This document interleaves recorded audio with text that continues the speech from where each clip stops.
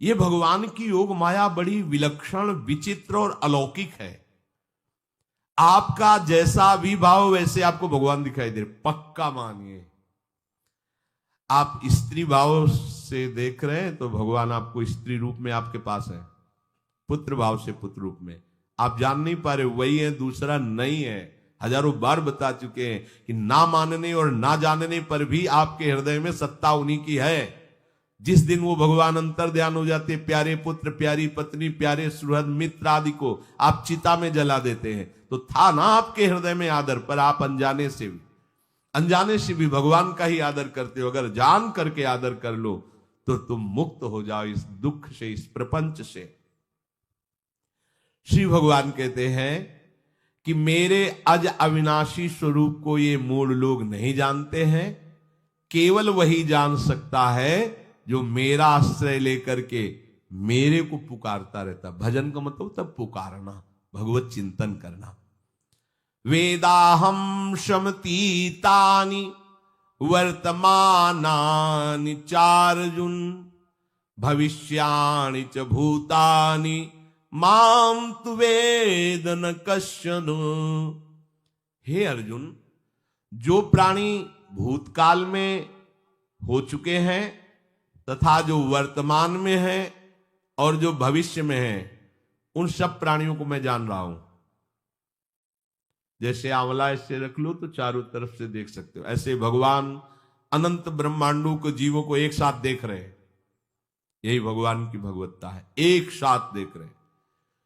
कोई भी जीव ऐसा नहीं है जिसको भगवान का दुलार नहीं मिल रहा हो, कहीं भी हो, अनंत ब्रह्मांड सबके लिए जो आवश्यक हो भेज रहे।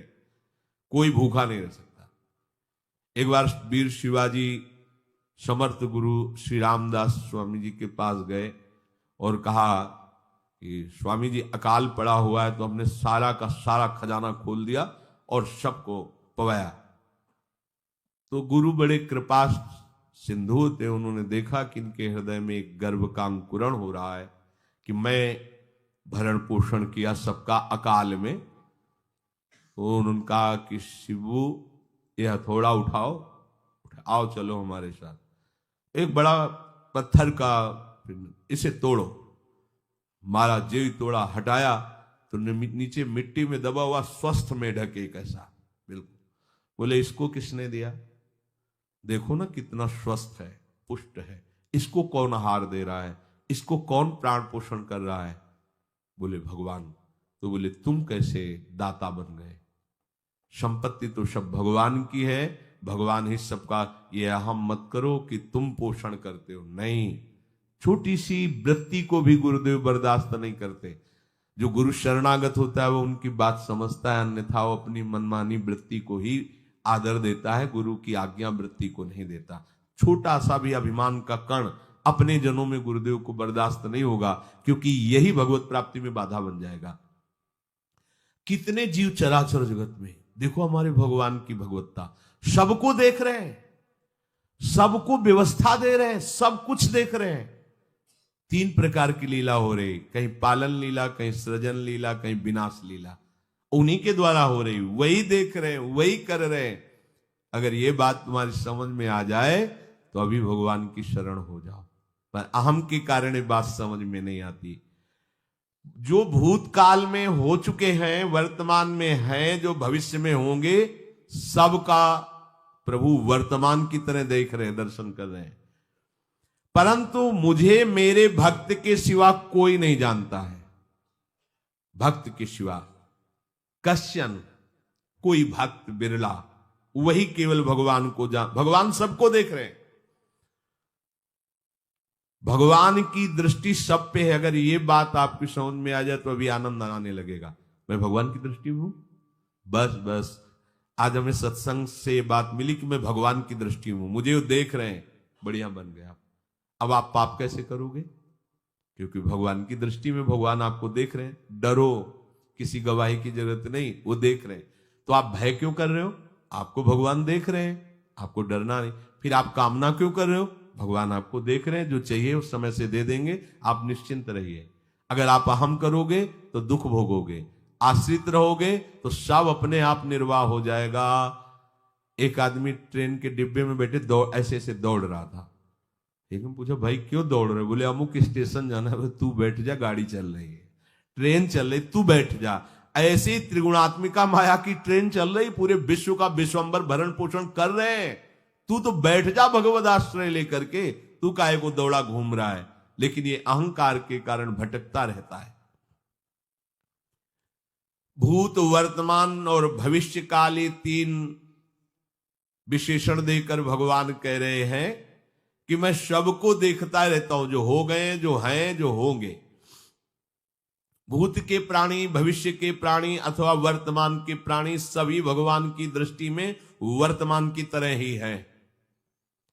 ये भूत, भविष्य, वर्तमान काल केवल हम लोगों की दृष्टि में भेद है, भगवान की दृष्टि में नहीं। हो चुका, होगा, हो रहा है। भगवान की दृष्टि में सब हो रहा है, पीछे का भी, अब का भी, सब सामने चल रही सीन। हमारे हृदय में विश्वास हो जाए प्रभु हमें देख रहे हैं। अभी तो हमें ये नहीं पता कि हम भजन कर रहे हैं, भगवान पता नहीं जान रहे हैं कि नहीं जान रहे हैं। अभी भक्ति में रंग आ जाए अगर ये बात समझ में आ जाए कि प्रभु देख रहे हैं हमें। देखो जब हमारे गुरुजन बैठकर सुनते हैं और जब गाने को अवसर मिलता है तो ज्यादा उत्साह होता है कि बैठे सुन रहे हैं। ऐसे ही अगर हम मान लें कि हमारे प्रभु सुन रहे हैं, हम जो भजन कर रहे हैं हमारे प्रभु देख रहे हैं, जो सेवा करें भगवान हमारे स्वीकार करें, प्रियालाल स्वीकार कर, अभी भक्ति का रंग आ जाए, ये बात हमारे हृदय में बैठ जाए कि मैं हर समय प्रभु की दृष्टि में हूं, हर समय मैं अपने आराध्य देव की दृष्टि में हूं, कितना आनंद आएगा। अंदर से सोचो जरा, हर समय वो हमें देख रहे हैं और वो कह रहे हैं मैं देख रहा हूं। पीछे जो तुम किए वो देख रहे हैं वर्तमान की तरह, अभी जो वो तुम देख रहे हो, देख रहे हैं, आगे जो करोगे वो भी देख रहे हैं। वो पहले से उनको सब पता है, तुम ऐसे ऐसे चलोगे, ऐसे ऐसे कार्य करोगे। भगवान की दृष्टि में सब कुछ वर्तमान ही रहता है। संपूर्ण प्राणी काल के अंतर्गत है और प्रभु श्री हरि कालातीत है। देश, काल, वस्तु, व्यक्ति, घटना, परिस्थिति ये बदलते रहते हैं, पर प्रभु श्री हरि वैसे के वैसे ही रहते हैं। काल के अंतर्गत प्राणियों का ज्ञान एक सीमित है। अब इस दीवाल के पीछे कौन खड़ा है, क्या कर रहा है पता नहीं, पर भगवान की दृष्टि में नहीं। भगवान की दृष्टि में सुमेरु पर्वत पर क्या हो रहा है, जहां किसी की दृष्टि, वहां भी उनको, ब्रह्मलोक में ब्रह्मा क्या कर रहे हैं, बैठे बैठे सब। इसलिए कितने महान ईश्वर हैं। एक छोटी सी भी चींटी को दाना मिला कि नहीं, उनको चिंता है। देखो आप छोटे से 2-4 लोगों का भार लेकर के चिंतित हो रहे हो, अनंत ब्रह्मांडों के अनंत जीवों का भरण पोषण प्रभु हमारे कर रहे हैं और निश्चिंत है। अचिंत शक्तियां भगवान की, तो आप भी तो उनके बच्चे हो ना। ये सब कहने का मतलब है आप भी तो उन्हीं के अंश हो ना। 2-4 की चिंता में इतने तुम बावरे हो रहे हो, डिप्रेशन में पहुंच रहे हो, 2-4 कामनाओं के पीछे इतने। अनंत ब्रह्मांड तुम्हारा जो अंशी है, अनंत ब्रह्मांडों के अनंत जीवों का अनंत काल से भरण पोषण करता चला रहा है। कहीं भी किसी के साथ कुछ भी गलत नहीं हो सकता।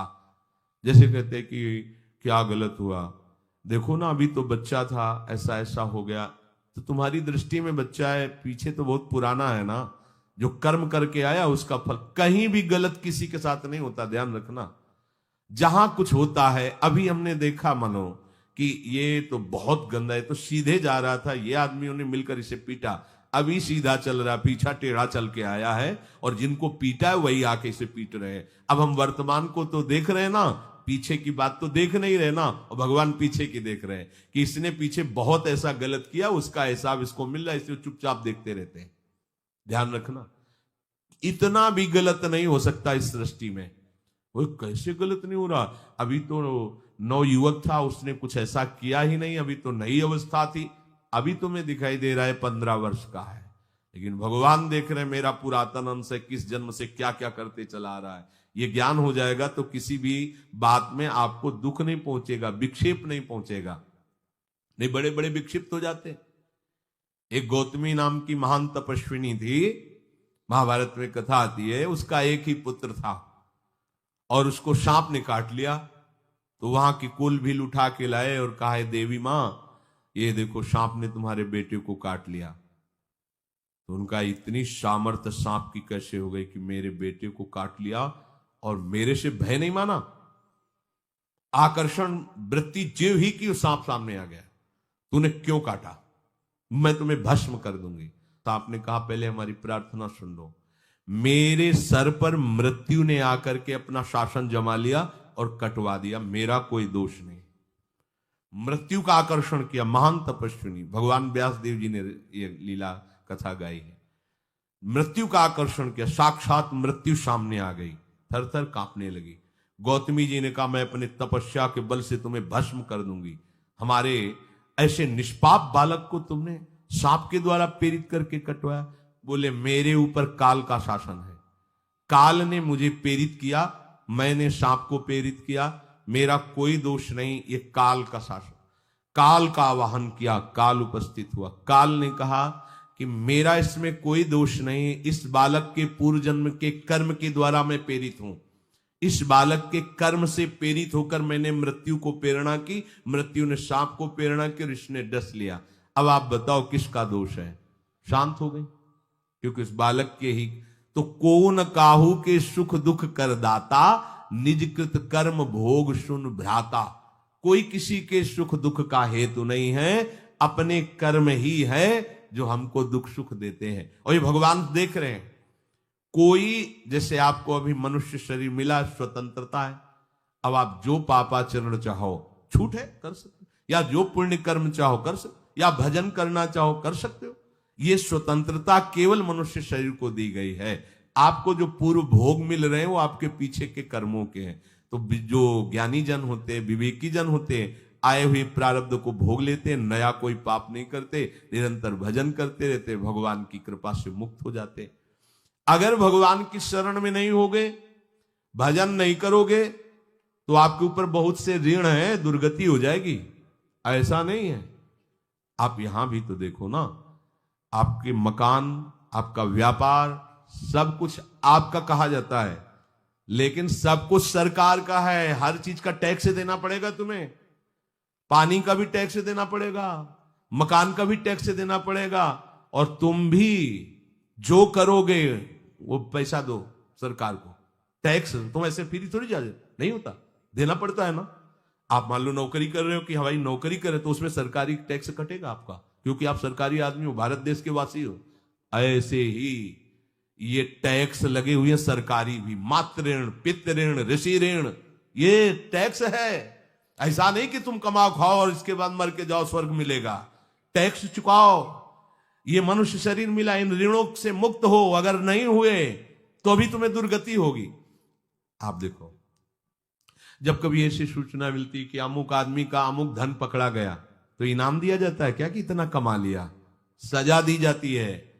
तुमने टैक्स की चोरी की, अगर चोरी नहीं की, मेहनत से कमाया या व्यापार से कमाया, दिया नहीं सरकार को, हाँ दिया नहीं, इसीलिए तुम्हें टैक्स की चोरी का दंड मिलेगा, सारा धन अपहृत हो जाएगा, तुम्हारी निंदा होगी, तुम्हें सजा मिलेगी। बोलो मिलती है नहीं? ऐसे ही ये लड़का, बच्चा, पत्नी, पुत्र, परिवार जो भी है, ये सब श्री भगवान का तुम्हें टैक्स देना है। क्या टैक्स देना है? भगवान की शरण होकर उनका सुमिरन करो, सारे ऋणों से वो मुक्त कर देंगे। एकादशी स्कंद में कहा है, मेरा भजन करने वाले का कोई ऋण नहीं रह जाता। और नहीं तो महाभारत में ही प्रसंग आता है, एक जरत्कारु नाम के ब्रह्म ऋषि थे। ऋषि और भक्त में बड़ा अंतर होता है। वो तपस्या प्रधान, जैसे दुर्वासा ऋषि तपस्या प्रधान थे, वो बाल ब्रह्मचारी और तपस्या से युक्त एक दिन भ्रमण कर रहे थे, तो आवाज आई, मेरी रक्षा करो, मेरी रक्षा करो। तो उस आवाज की तरफ बढ़े तो देखा कुएं में उल्टा लटके हुए हैं बहुत से ऋषि, और एक केवल तंतु है, एक केवल तंतु है जिसमें दो चूहे लगे हुए उसको भी काट रहे हैं, एक काला और एक श्वेत। तो उन्होंने देखा और दयालु हो गए कि ऋषियों, मैं तुम्हारी कैसे रक्षा कर सकता हूं? तो उन्होंने कहा कि ये जो दो चूहे हैं रात और दिन है, और जो हम लोग हैं ये तुम्हारे पितर हैं। ये चूहे तुम्हारी आयु को काट रहे हैं, एक तंतु हमारे कुल में केवल तुम ही हो, और तुमने तपस्या की ठान ली, ब्याह किया नहीं, गृहस्थ धर्म में गए नहीं, पुत्र हुआ नहीं, तो तपस्या में, भक्ति में एक दम है कि सब ऋणों से मुक्त कर देगी। ये बात ध्यान रखना। तपस्वी अलग है, भक्त अलग। इसलिए पीछे चर्चा आई थी कि तपस्वियों से भी अधिक, ज्ञानियों से भी अधिक, कर्मकांडियों से भी अधिक वो मेरा भक्त योगी होता है। तुमने तो ब्याह किया नहीं, तो अब ये तंतु रात दिन तुम्हारे जीवन को काट रहे हैं, जहां तुम खत्म हुए हम सब नरक में गिर जाएंगे। पितरों ने कहा तुम पितर ऋण से युक्त हो, मुक्त तभी होगे जब ऐसा करो। वो दृश्य खत्म, अंतर ध्यान हो गया। वो बड़े दुखी हुए कि क्या करें। तो उन्होंने मन में निश्चय किया कि ब्याह तो करूंगा पितरों के उद्धार के लिए। इतने बड़े तपस्वी हैं जरत्कारु जी, बड़ी महिमा है, लेकिन बात यहां फंस गई, पितृ। उन्होंने मन में निश्चय किया कि कोई आके अपनी कन्या दे दे और उसका भी नाम जरत्कारु हो। मैं बिल्कुल भरण पोषण नहीं करूंगा और कभी हमसे कोई प्रश्न ना करे। ऐसी अगर कोई कन्या देगा तो मैं स्वीकार कर लूंगा। अब ऐसे ना नगर जाना है ना किसी से बात करनी, तो वृक्षों से कहते अपने पितरों के उद्धार के लिए मैं चाहता हूं कि कोई पाणी ग्रहण संस्कार करा दे, कोई हमारे नाम की कन्या को दे दे, और ऐसा ऐसा व्रत है। ऐसा ही बोल रहे थे, वासुकी नाग उपस्थित हो गए और उनकी बहन का भी नाम जरत्कारु था।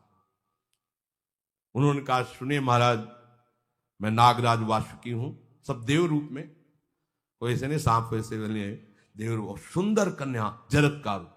बोले ये कन्या मैं आपको समर्पित करता हूं, हमारा सौभाग्य होगा आप जैसा महर्षि हमारी बहन का पति बने। इसका भी नाम जरत्कारु है और आपकी जो इच्छा है कि मैं भरण पोषण नहीं करूंगा तो मेरे पास संपूर्ण वैभव है, आप भी पधारिए, मैं आपका भी भरण पोषण करूंगा, अपनी बहन का भी।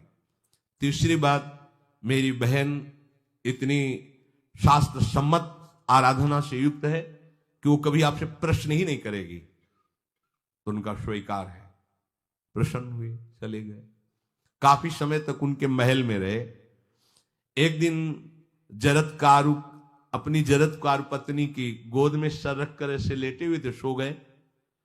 और शास्त्रज्ञ थी, संध्या का काल था। संध्या काल में निषेध है मैथुन करना, भोजन करना और स्वाध्याय करना, ये सब संध्या काल में बस भगवत स्मरण परायण लोकवत। लेकिन हमारे यहां महारानी जी की संध्या आरती और संध्या भोग लगने के बाद ये इसीलिए वृंदावन धाम इसका कहीं भी ये वेदान्नपि संन्यस्त, वेदों से भी ऊपर उठी हुई रसमयी रसोपासना है, प्रियालाल की महल है। ये जगत सिद्धांत नहीं है, ये जगदीश का भी सिद्धांत नहीं है, ये प्रेम सिद्धांत है। वृंदावन नित्य विहार रस है, इसलिए इसको बीच में बता देते हैं कहेंगे दूसरे को तो, और यहां शाम के तो भोग ही लगता है, गान बजान होता है, बकाया सिद्धांत है। आंख मूंद करके या तो गायत्री जप या जो गुरु मंत्र चुपचाप शांत भाव से जपे, ऐसा।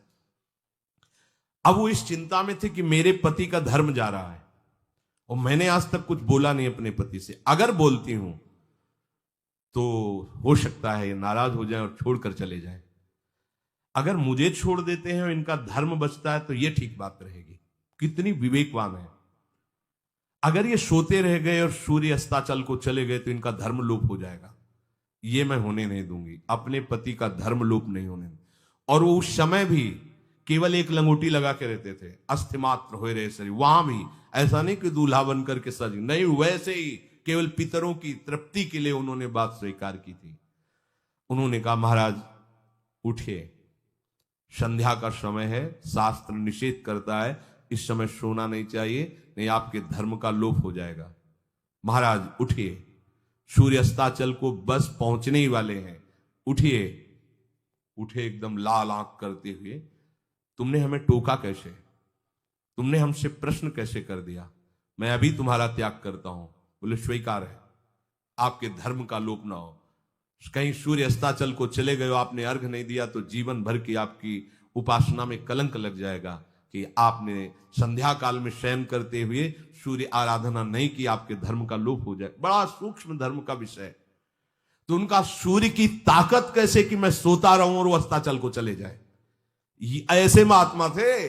का सूर्य की ताकत कैसे, भगवान व्यास देव जी ने लिखा है, किसी कहानी की बात नहीं। सूर्य की सामर्थ्य कैसे है कि मैं अर्घ ना दूं और वो अस्ताचल को चले जाएं, सूर्य तब तक रुके रहते जब तक मैं सोता रहता, पर तुमने टोक दिया, अब मैं चला। जब चले तो उन्होंने कहा हमारे गृहस्थ धर्म का जो फल होता है आपके पाणी ग्रहण स्वीकार का जो फल होता है उसको बिना दिए आप कैसे चले जा रहे हैं? तो उनका आस्ति वो है, चले गए। उसी से आस्तिक मुनि का प्रादुर्भाव हुआ और उन्होंने आगे बड़ा चरित्र है उनका, आस्ति, तो उसी से नाम रखा आस्तिक। आस्तिक उन्होंने जन्मेजय के यज्ञ को बंद किया। आप सोचो, एक पितर की तृप्ति के लिए उनको ये सब करना पड़ा। और श्री हरिशरणम और निरंतर भजन, तो मातृण, पितृण, देवऋण, ऋषि ऋण, सब ऋणों से उपासक मुक्त होकर के परम धाम को जाता है। एकमात्र भगवदास है। पर ये मूढ़ जन इस बात को नहीं जान पाते हैं। बिना कारण कृपा करने वाले प्रभु जीव को मनुष्य शरीर देते हैं। ये मनुष्य शरीर अंतिम शरीर है। अगर इसमें नहीं बना तो फिर चले जाओगे 84 लाख योनियों के चक्र में। इसी शरीर में अनंत जन्मों के संचित कर्म समुदाय का नाश करके भगवत प्राप्ति होती है या मोक्ष पद मिलता है। कौन सा प्राणी किस गति को जाएगा भगवान देखते हैं पर संकल्प नहीं करते। ध्यान रखना, क्योंकि आगे की भी देख रहे हैं। वो देख रहे हैं जो तुम कर रहे हो वैसे गति बनती चली जाएगी। भगवान संकल्प नहीं करते। भगवान तो एक बार संकल्प कर दिया, एको हम बहुश्यामा, उसी में बहुत रूपों में प्रकट हो गए। अब तुम्हें संकल्प करना है कि इस जन्म में मुझे भगवत प्राप्ति करनी है। जो संत शास्त्र सदगुरुदेव कह रहे हैं ऐसा करो ऐसा ना करो, यदि आप इस भावना को स्वीकार करके आराधना करेंगे तो निश्चित निश्चित भगवत प्राप्ति इसी जन्म में हो जाएगी। प्रभु केवल तुम्हें निमित्त बनाना चाहते हैं, कल्याण तो वही करेंगे। जैसे अर्जुन से कह रहे हैं भीष्म आदि द्रोण आदि मेरे द्वारा मारे जा चुके हैं, तुम केवल निमित्त मात्र भव सव्यसाची। ऐसे ही अय उपासक तू केवल निमित्त बन जा। जो शास्त्र सदगुरुदेव आज्ञा करते हैं वैसे ही तू चल दे अपने मन को मार के। केवल तू निमित्त बन जा। कल्याण या भगवत प्राप्ति या मोक्ष वो तो भगवत कृपा से होगी। पूरी उद्धार की सामग्री तेरे अंदर जागृत कर देंगे प्रभु। केवल तू निमित्त बन जा, मेरी कृपा तेरी सारी बात बना देगी। विश्वास करो, इस बात पर विश्वास करो। भगवान कह रहे तुम निमित्त बन जाओ, जो आदेश कर रहे हैं वैसा पालन करो, काम तो सब मेरी कृपा कर देगी। जो ऐसे मनुष्य शरीर ऐसी कृपा प्राप्त होने पर भी भगवत प्राप्ति नहीं कर पाता, तो मयानुकूलेन नभस्वतेरितम पुमान भवाब्धिम न तरेत सा आत्महा। ऐसी मेरी कृपा का सहारा मिलने पर यदि वो भगवत प्राप्ति नहीं कर पाता तो बोले आत्महा है, वो आत्महत्यारा है, वो दुर्गति को प्राप्त होता है। मनुष्य के लिए खास बात है कि प्रभु ने कृपा करके तुम्हें जो सामर्थ्य दी है, जो समझ दी है, जो सामग्री दी है, उसका दुरुपयोग मत करो। केवल भगवत प्राप्ति के लिए चलो, केवल भगवत प्राप्ति के लिए। ये सबकी समझ में नहीं आएगा, बिल्कुल बात समझ ले। केवल भगवत प्राप्ति, ये जो कहते हैं कि और हमारे धर्म कर, ये सब फसाव है। आप गृहस्थ बने रहो, आप व्यापारी बने रहो, पर आप लक्ष्य रखो कि मुझे इस जन्म में भगवत प्राप्ति करनी है। आपका लक्ष्य दृढ़ होगा तो नाम जप चलता रहेगा, संसार का कोई विकार आपको परास्त नहीं करेगा। अगर आपने ऐसा अटल निश्चय कर लिया तो तुम्हें जो भगवत सामर्थ्य मिली उसका तुम दुरुपयोग नहीं करोगे। देख लो, अपने लोग बहुत बड़ी गलती करते हैं, जो आध्यात्मिक ऊर्जा शक्ति उसको विषयों में दुरुपयोग करके नष्ट कर रहे हैं। कहते हैं अब हमारा मन नहीं लगता, अब हमारा बड़ा शांति है, घबराहट है। क्यों शांति है, क्यों घबराहट है? जब तक तुम धर्म विरुद्ध नहीं करोगे तो अशांति नहीं हो सकती, भय नहीं लग सकता, विषाद नहीं हो सकता, क्लेश नहीं हो सकता। लिख लो ये बात। किसी को भी कभी भी भय महसूस हो रहा है, अशांति महसूस हो रही, घबराहट महसूस हो रही, आप भगवत प्रदत्त शक्ति का दुरुपयोग कर रहे हैं, समय का दुरुपयोग कर रहे हैं, सामग्री का दुरुपयोग कर रहे हैं, अर्थात कोई न कोई अधर्म आचरण कर रहे हैं। अब भी आपको उपाय बता देते हैं। यदि तुम्हारा मन जलन पैदा कर रहा है तो भगवान से हाथ जोड़कर कहो कि हे नाथ, मेरे से अब तक जो गलतियां हुई हैं उन्हें क्षमा कर दो। आगे मैं गलती नहीं करूंगा, आपके बल से, आपके बल से। ये भी ध्यान रखो, आपके बल से, अपने बल से नहीं, आपके बल से। हे नाथ ऐसा मुझे बल दो जिससे कभी मैं आपके और गुरुदेव के विपरीत न चलूं। अगर कोई हमसे गलती हो जाए तो मुझे तत्काल दंड दे देना, क्षमा मत करना। आगे ये बहुत बढ़िया बात है। अगर हमको क्षमा कर दिया जाएगा तो हमारे मन को उत्साह बढ़ जाएगा फिर गलती करने का। अगर दंड दे दिया जाए तो मन डर जाएगा। इसीलिए प्रार्थना में ये भी कहना चाहिए, पर हिम्मत नहीं पड़ेगी, क्योंकि मन को बहुत दुलार करते हैं ना, कि प्रभु मेरे से जो गलती उसे मुझे दंड दे दो, मैं क्षमा नहीं चाहता। क्योंकि हम देखते हैं जब हम क्षमा कर देते हैं तो उसका उत्साह बढ़ जाता है मन का और गलत करने का। प्रभु इसे क्षमा मत करो, इसे दंड दो। एक बार इसकी भरपूर बेइज्जती होनी चाहिए। जब इसको सब देखेंगे हाँ ये, तो अपने आप ही मन सही रास्ते में आ जाएगा। प्रभु आप क्षमा कर देते और बात गुप्त रहती है तो इसको बढ़ावा और मिल जाता है और पापाचरण कर, क्योंकि ये दुष्ट है ना। अगर साधु हो तो बचत हो जाए कि देखो प्रभु ने इस गलती को छुपा दिया और कोई जाना भी नहीं और क्षमा भी कर दिया, अब मैं आगे से बिल्कुल नहीं करूंगा। ये दुष्ट है ना, ये ऐसा नहीं करता। क्षमा हो गई तो उसको लगता है आगे भी क्षमा हो जाएगी, चुपचाप चलो मनोरंजन करते हैं। नहीं प्रभु मुझे दंड दीजिए, जैसे कुंती जी कहती है मुझे विपत्ति दीजिए। ऐसे उत्तम भक्त वही है। हे नाथ आज तक जो गलतियां हुई क्षमा कीजिए, आगे गलतियां नहीं होंगी, ये मैं आपके बल से कह रहा हूं। प्रभु यदि मेरे से चूक हो जाए तो आप क्षमा मत करना, मुझे दंड देना, जिससे मेरा सुधार हो जाए, मैं आपके अनुकूल चलने लगूं। मनुष्य की असमर्थ दो तरह से होती है। एक असमर्थ कि वो कर ही नहीं सकता, जैसे किसी से कहा जाए कि तुम ये मकान उठा करके वहां रख दो, तो कर ही नहीं सकता। ऐसी सामर्थ्य जो आप में करने के लिए भगवान कभी आदेश ही नहीं देंगे, ध्यान रखना। एक बात ध्यान दीजिए, कोई भी ऐसी भगवद आज्ञा या गुरु आज्ञा नहीं होती जो आप नहीं कर सकते। आप जो कर सकते हैं वही आज्ञा होती है। दूसरी असमर्थ ये होती है कि करना चाहता हूं, समय भी है, पर पता नहीं कोई अंदर से करने नहीं देता।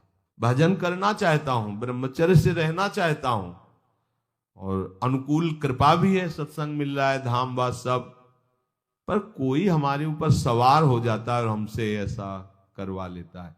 यह है प्रमाद, यह है मूढ़ता। यह साधक को नष्ट कर देती है।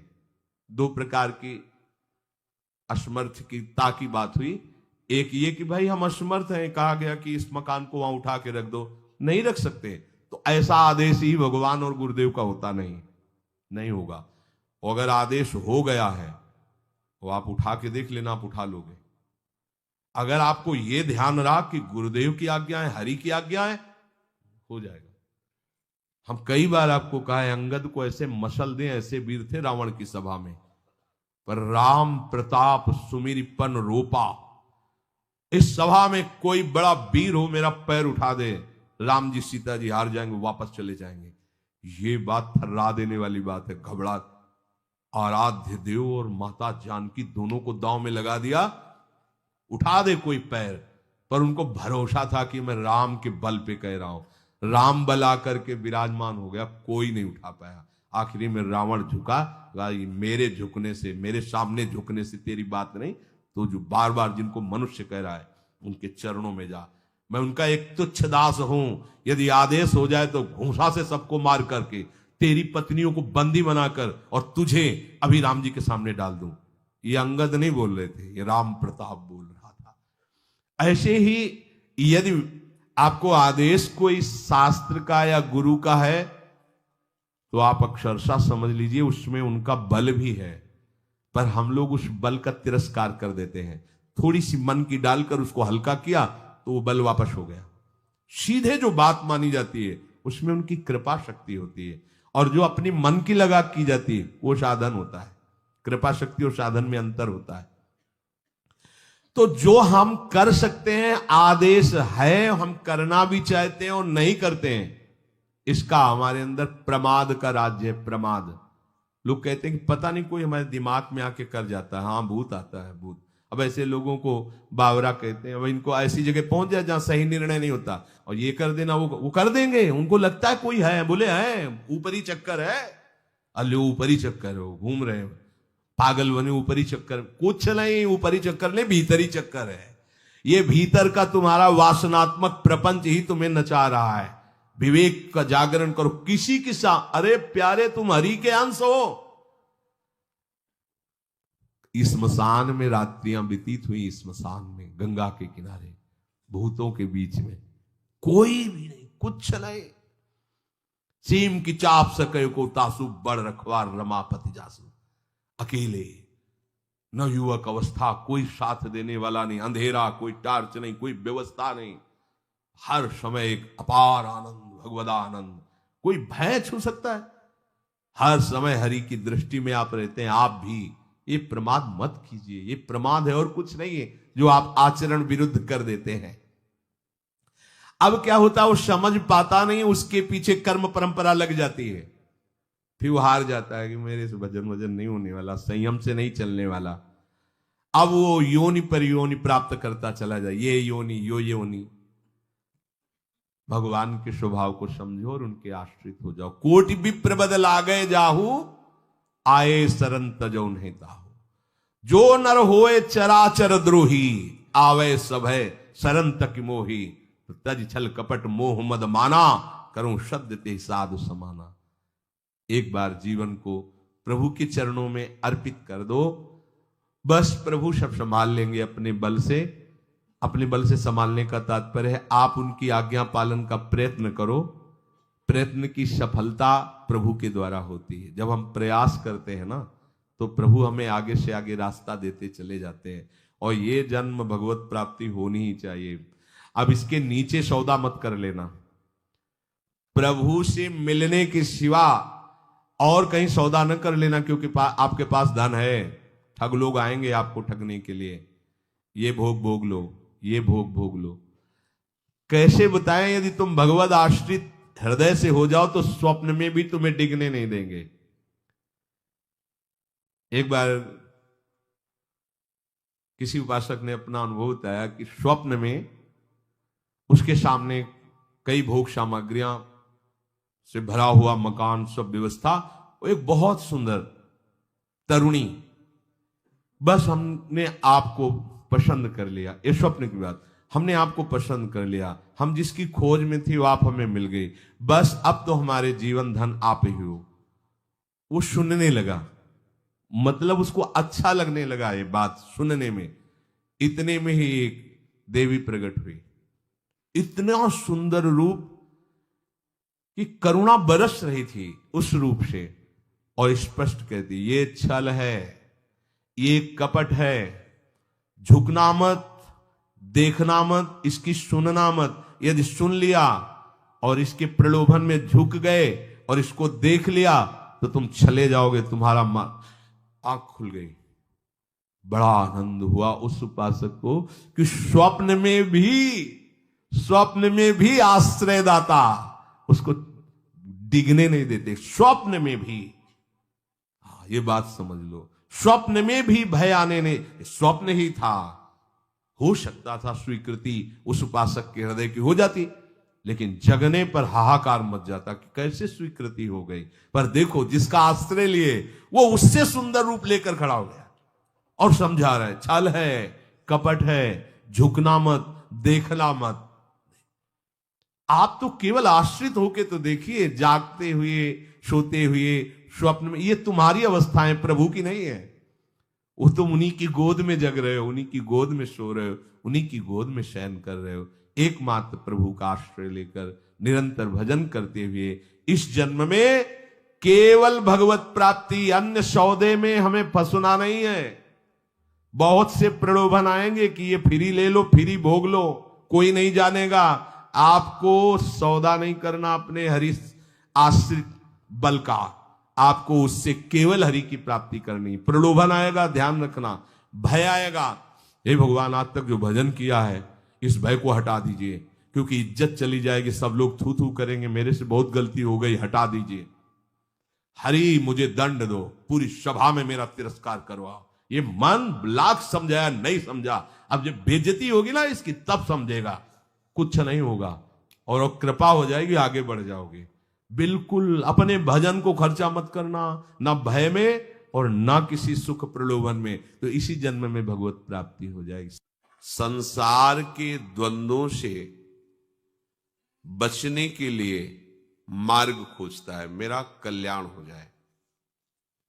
ये बहुत ऊपर की बात आ गई सीधे, नहीं तो हजारों मनुष्य जो देवी देवता पितर नियम व्रत तीर्थयाटन दान पुण्य आराधना करते हैं, कल्याण के लिए नहीं करते कि मुझे भगवत प्राप्ति हो जाए, मोक्ष हो जाए। प्रायः वो आराधना अपनी वासनाओं की पूर्ति के लिए करते हैं, कामनाओं की पूर्ति के लिए करते हैं। ये कोई खास बात नहीं हुई। यहां जो कह रहे हैं हजारों मनुष्यों में कोई एक कल्याण प्राप्ति की साधना करता है। इस कल्याण प्राप्ति के मार्ग में चलने वालों को ध्यान से देखना चाहिए कि हम किसी वस्तु व्यक्ति भोग सामग्री के अभाव में भगवत मार्ग तो नहीं स्वीकार किया। यदि आपने किसी वस्तु व्यक्ति भोग सामग्री के अभाव में स्वीकार किया है, तो जब ये आपको प्राप्त होगा तो भगवत मार्ग छोड़ देंगे आप और उन भोगों को स्वीकार कर लेंगे और उनमें रमण करने लगेंगे, तो आप भगवत मार्ग के उपासक ही नहीं थे। वासना के अभाव में इस मार्ग में कदम रखा और वासना जहां घेरी तहां छोड़ दिया। इसलिए भगवान कह रहे हैं कि कोई एक प्रयत्न करता है भगवत प्राप्ति का, चलते हैं हजारों में कोई एक, हजारों चलने वालों में कोई एक प्रयत्न करता है। इसका तात्पर्य एक तरफ प्रियालाल है, एक तरफ संसार के भोग हैं और आप मार्ग में चलने वाले पथिक हैं। आपको प्रियालाल चाहिए या भोग चाहिए? माया आपको भोग प्रदान करेगी, भक्ति आपको प्रियालाल प्रदान करेंगे। अब आप अपने को देखिए, आप किस मार्ग के पथिक हैं। जहां आपके सामने भोग रूपी दाने माया ने फेंके तो आपकी दबी हुई महत्व बुद्धि जागृत हो गई और आप भोगों को स्वीकार कर लिया, तो आप प्रियालाल के मार्ग के पथिक नहीं, आप भोगों की प्राप्ति के लिए आराधना कर रहे थे, फिसल गए। आप अपने कल्याण के लिए, प्रेम तो बहुत ऊंची बात है, आप अपने कल्याण का भी निश्चय नहीं किए हुए थे। इस मार्ग में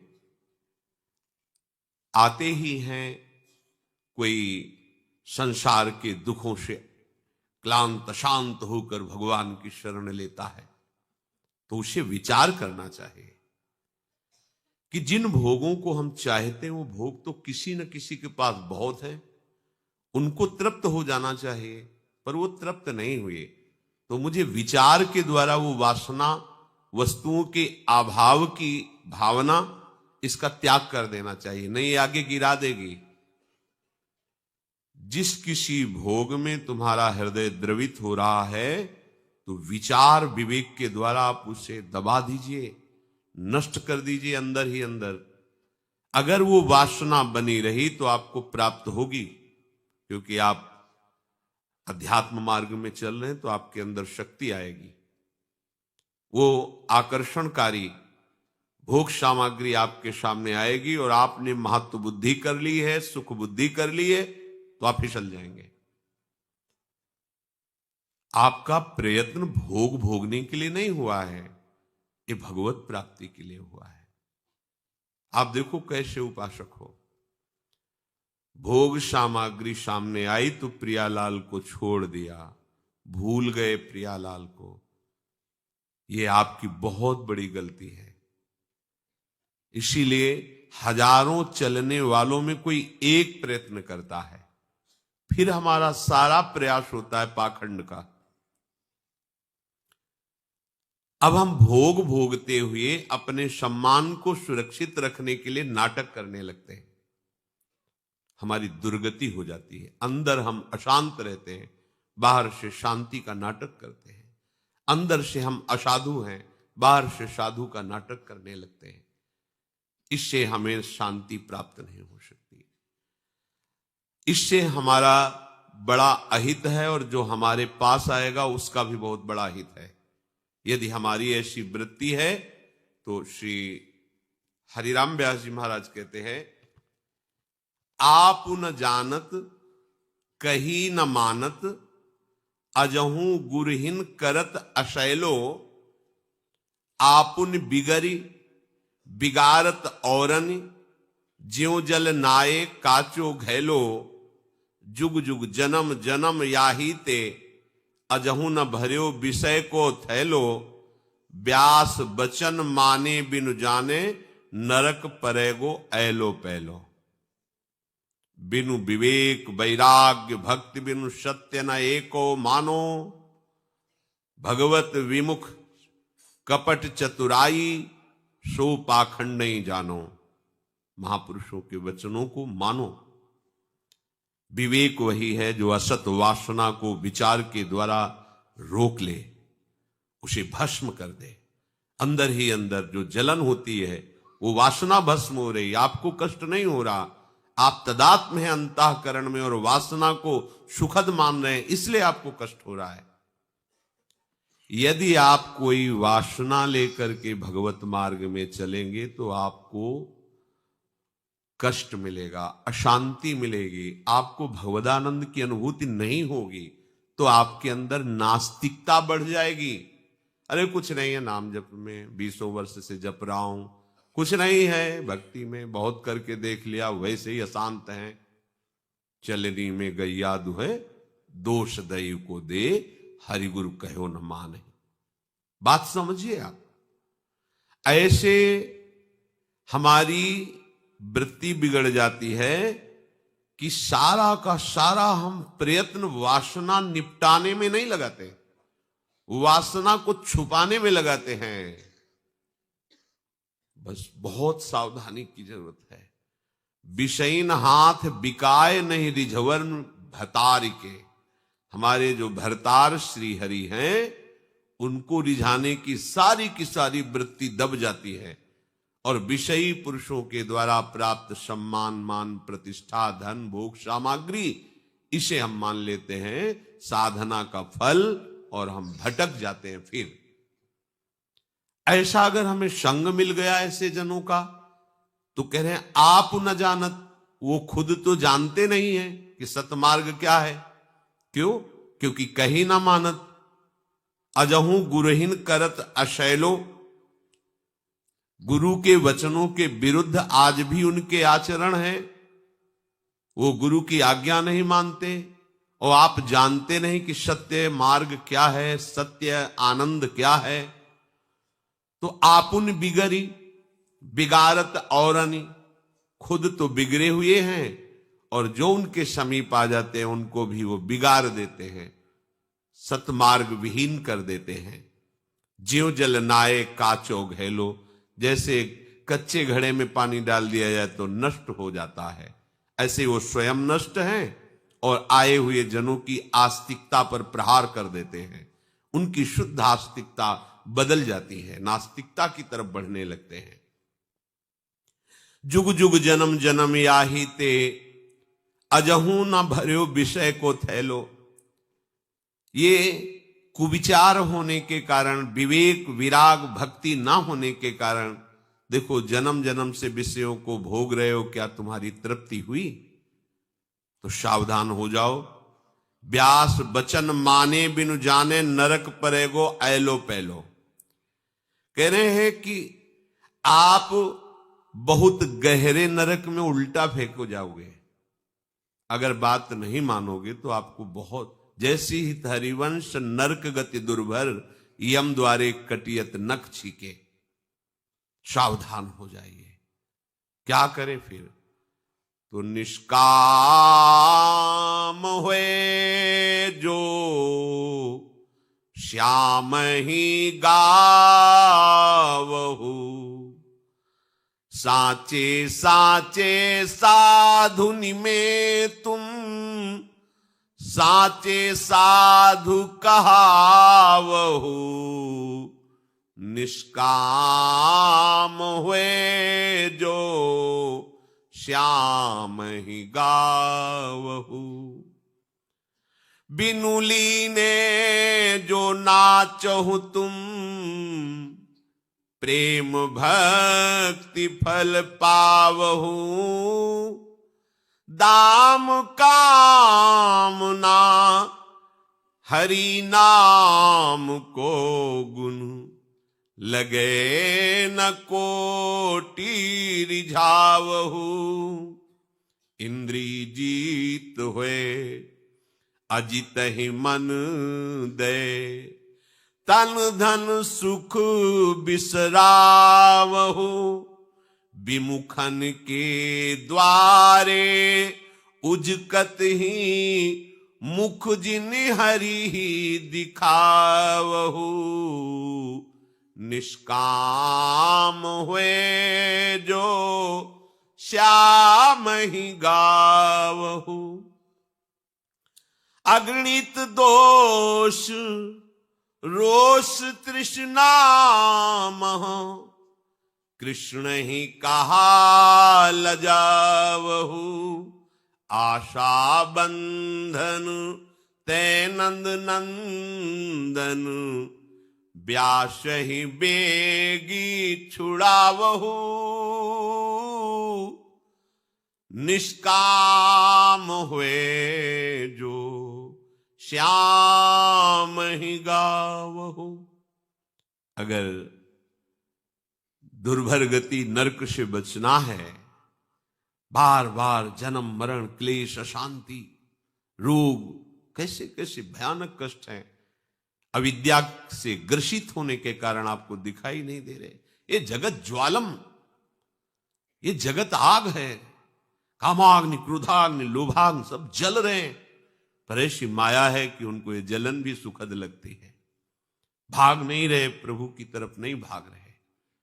ये जगत ज्वालम, अगर शीतलता मिलेगी तो सीतई स्वपद मकरंदई समयतु। युगल सरकार के शीतल चरणारविंद का आश्रय लो तो ये ज्वाला तुम्हें स्पर्श नहीं कर पाएगी।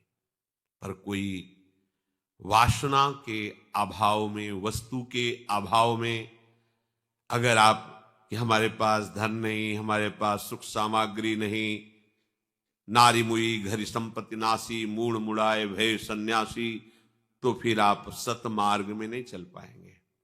जहां आपको विषय सामग्री माया फेंकेगी, वहीं आप उसमें लिपट जाएंगे और परमार्थ में चलना भूल जाएंगे। इसलिए मानते हैं हृदय में वासना है, पर क्रियात्मक को अपना प्रभाव ना दिखा पावे, तभी तो साधक हो। अगर क्रियात्मक प्रभाव दिखा रहा तो साधक किस बात के, फिर तो संसारी हो।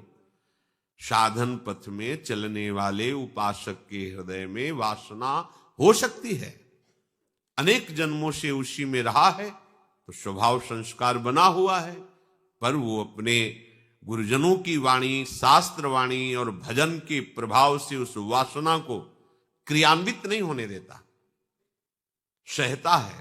तास्तितिक्षस्व भारत, सह जाओ उसको। जहां वो सहने लगता है तो उससे असली मार्ग हृदय में दिखाई देता है, यह है परमार्थ। जब तक सहन नहीं करता तो परमार्थ मार्ग में पर्दा लगा रहता है, वो जान ही नहीं पाता परमार्थ किसे कहते हैं। जब जैसी मन और इंद्रियों की प्रेरणा हुई, उसी वेग से वो भोगों में उतर जाता है, तो उसे पता ही नहीं चलता परमार्थ किसे कहते हैं। यदि निष्कामता विवेक पूर्वक आप हृदय में धारण कर पावे तो आप सच्चे सच्चे संतों की गणना में आ जाएंगे। हरिराम व्यास जी कह रहे हैं, तुम सच्चे संत कहाओगे, और सच्चे संत का जगत मंगल करने के लिए कोई क्रिया नहीं करनी पड़ती। स्वाभाविक उसके रोम रोम से परमाणु निकलते हैं, जगत मंगल स्वयं होता है। ये चलते फिरते साक्षात महातीर्थराज हैं संतजन। ओहो, इनके दर्शन से, इनके शरीर के स्पर्श की हुई वायु से, इनके वचनों से पाप ही नहीं, पाप की प्रवृत्ति का नाश हो जाता है। सच्चे संत बनने के लिए हमें ये मार्ग मिला है। मत करो नाटक, किसी और की हानि नहीं, आपकी हानि है। जिन विषयों में संसार रमण कर रहा है प्यारे, उन्हीं से विजय पाने के लिए आपको ये मार्ग प्रभु ने दिया है, आपको विवेक दिया है, आपको संग दिया है। कितनी कृपा है कि हमें भगवत प्रेमी महात्माओं का संग, उनकी वाणियों का संग, उनके बताए हुए सिद्धांतों का श्रवण मनन करने का अवसर दिया। नहीं, माया अवसर ही नहीं देती, ऐसे प्रपंच में फंसाए रखती है। पूरा दिन काम धंधा में व्यतीत हुआ, शाम के खाए पिए बस पूरी रात सोने में, विषय भोगने में नष्ट हो गई। जीवन का जीवन व्यतीत हो गया, पता ही नहीं चला आयु कब नष्ट हो गई। अब मृत्यु का समय आया, कोई साथी नहीं, घबरा रहा है। अब फिर दुर्गति, जो हमें अवसर मिला था गया। सच्चे बनो, प्रभु सच्चाई से प्रसन्न होते हैं। हम में कचाई है, पर हम सच्चे मार्ग के पथिक हैं। वो कचाई धीरे धीरे नष्ट हो जाएगी, क्योंकि सत्य मार्ग का प्रभाव असत वासनाओं को भस्म कर देता है। बस आप मौन धारण करके चलिए, क्रियान्वित मत होने दीजिए किसी वासना को, नहीं तो भगवान के हजारों में कोई एक चलता है। उन चलने वाले हजारों में कोई एक प्रयत्न करता है अपने कल्याण के लिए। क्यों? क्योंकि उसे भोग के अभाव में परमार्थ के पथ की स्वीकृति हुई, तो जहां भोग मिला वहीं फिसल गया। ऐसा नहीं होना चाहिए।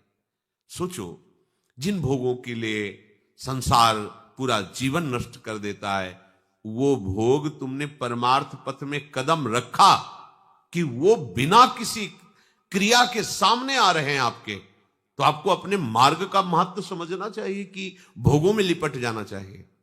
ध्रुव जी जब निश्चय किया कि मुझे परम पद पर पहुंचना है, आज हमारे पिता ने अपनी गोद में नहीं बैठाला, मां ने झिड़क दिया, मैं ऐसा भजन करूंगा कि भगवान के परम पद को प्राप्त करूंगा। माता का आशीर्वाद लेकर निकले, तेव ही देवर्षि नारद जी मिल गए। बेटा, हम जानते हैं तुम क्षत्रिय राजकुमार हो, तुम्हारे अंदर ऐसी दृढ़ता है, पर तुम गोदी में बैठना चाहते, चलो मैं अभी तुम्हें राज्य सिंहासन पर अभिषिक्त करवा देता हूं। मेरे आदेश का खंडन उत्तान पाद नहीं करेंगे। ध्रुव जी को अद्भुत आनंद हुआ। किस बात का? कि अभी तो भगवान के लिए कदम बढ़ाया, और जहां गोद में बैठने का अधिकार नहीं, वहां मुझे सिंहासन पर बैठने का अधिकार मिला। अब तो वापस ही नहीं हो सकते। यह है सच्ची मार्ग की प्रवृत्ति कि अरे, जिन भोगों के लिए संसार मारा घूम रहा है, वो भोग हमें परमार्थ में बाधा देने के लिए घेर रहे हैं। नहीं नहीं, अब तो आगे और बढ़ेंगे। जब अभी शुरुआत में ये है, तो परिणाम क्या होगा वो उन भोगों की तरफ देखता भी नहीं। पर अपने लोग ऐसे कच्चे विचार वाले हैं कि लगता है वर्तमान में सामने भोग ऐसे भोग लेते हैं, भविष्य में भगवत प्राप्ति कर लेंगे। कभी नहीं होने वाली। भगवत प्राप्ति को जो भविष्य में मानता है, नहीं, प्रभु सब काल में है तो इस समय भी है, प्रभु सब जगह है तो यहां भी है, प्रभु सब में है तो हम में भी है, प्रभु सब के है तो हमारे भी है। हमको अभी इसी क्षण प्रभु में स्थित होना है। ऐसी वर्तमान की वृत्ति लेकर उपासक चलता, समय जो लगे प्रभु जाने, लेकिन वो भविष्य के लिए नहीं टालता, वो वर्तमान में भगवत अनुभूति के लिए व्याकुल होता है। ये दृढ़ निश्चय सत्संग से होता है। आपको सत्संग मिल गया, बहुत बड़ी कृपा हो गई। ये दृढ़ निश्चय बड़े बड़े व्रतों से, अनुष्ठानों से, नियमों से, साधनाओं से नहीं होता। व्रतान यज्ञ छंदांसि तीर्था नियमा यमाह यथा वरुंधेत सत्संगा सर्वसंगोपहो इमाम, श्री भगवान कह रहे हैं। क्योंकि सत्संग से सर्वसंग का त्याग कराने वाला विवेक पैदा होता है। बिन सत्संग विवेक न होई। और वो विवेकवान ही विचार करता है कि मुझे इतना सुंदर अवसर मिला, अब मैं प्रभु को छोड़कर इन विषयों में नहीं रमण करूंगा। नहीं, अंदर से स्वीकार की, आप अंदर से स्वीकृति दृढ़ नहीं किए हैं इसलिए आप घबराते हैं। कभी ऐसा हुआ मैं फिसल जाऊंगा, नहीं, अंदर से दृढ़ निश्चय करो। और यह निश्चय उस समय ज्यादा जोर का होना चाहिए जिस विषय में आप कमजोर हो और वो विषय आपके संयोग में आ गया है। आपको उस समय बहुत सावधान रहना है, पर हम सावधानी को सुहा कर देते हैं और उस समय वर्तमान में उस भोग में लिप्त हो जाते हैं कि भविष्य में फिर हम सावधान होकर भजन कर लेंगे। कभी नहीं होगा। वर्तमान बिगड़ा तो बिगड़ता ही चला जाएगा, ये ध्यान रखिए। वर्तमान संभाल लिया तो भूत भविष्य सब पावन हो जाएगा। जो प्रभु की लीला का गायन करके प्रभु के नाम कीर्तन करते हुए प्रभु के सामने नाचते हैं, केवल प्रभु के लिए कह रहे हैं कि बिनु लीने जो नाचो तुम प्रेम भक्ति फल पावहु। दो भाव हैं। अभी हम भगवदाकार वृत्ति में लीन नहीं हुए, पर प्रभु का नाम लेकर उनके गुणों का गान करके नाच रहे, तो बोले प्रेम भक्ति फल मिलेगा तुम्हें। दूसरी बात, बिनु लीने, किसी से भी कुछ भी उसके बदले में पाने की भावना नहीं होनी चाहिए। नाम गुण कीर्तन नृत्य वाद्य आदि जो हम कर रहे हैं अपने आराध्य देव की प्रसन्नता के लिए कर रहे हैं। यदि कहीं यही दूसरे के दिखावे के लिए रिझावे के लिए हो गया तो फिर स्वांग हो गया। नहीं, रिझवन भतार के अपने आराध्य देव के रिझाने के लिए तुम नहीं कर रहे, संसार के लिए कर रहे हो। और यदि आप आराध्य देव के लिए कर रहे हैं तो भले प्रेम नहीं है, आप ऐसे ही प्रभु के सामने उल्लसित होकर गा रहे, नाच रहे, तो आपको प्रेम फल प्राप्त होगा। दाम कामना, ये आपकी जो बाहरी संपत्ति है, ये बड़ा भुलावा है। सच्ची मानिए, जब इस संपत्ति का बल हृदय में आ जाता है तो साधक का पतन हो जाता है। ये बात बिरले ही समझ पाएंगे। ये बाहरी मान प्रतिष्ठा संपत्ति यश कीर्ति लाभ बाहरी, इसकी तरफ ध्यान मत दो। ये वो आंधी है जो तुम्हें शतमार्ग को ढकने के लिए भेजी गई है। नहीं, आएगी आंधी, आपके मार्ग में छा जाएगा अंधेरा, पर आपका अभ्यास कदम रुकना नहीं चाहिए, भजन रुकना नहीं चाहिए, भगवत निष्ठा झुकनी नहीं चाहिए। आगे बढ़ो, आगे बढ़ो। अगर आप कहीं उस अंधकार में भ्रमित हो गए और किसी भी वस्तु व्यक्ति के साथ खेलने लगे तो आपका मार्ग रुक जाएगा। आपका बल प्रभु का नाम होना चाहिए, प्रभु का आश्रय होना चाहिए, प्रभु होने चाहिए। रुपया घर संपत्ति परिवार यश कीर्ति ये लाभ नहीं है और हम लोग इसी में रच जाते हैं। चलो, जीवन तो चैन से कट रहा है। क्या चैन? हमें तो चाहिए कि जब से तुम बिछुरे प्यारे कबहु न पायो चैन, और हम चैन से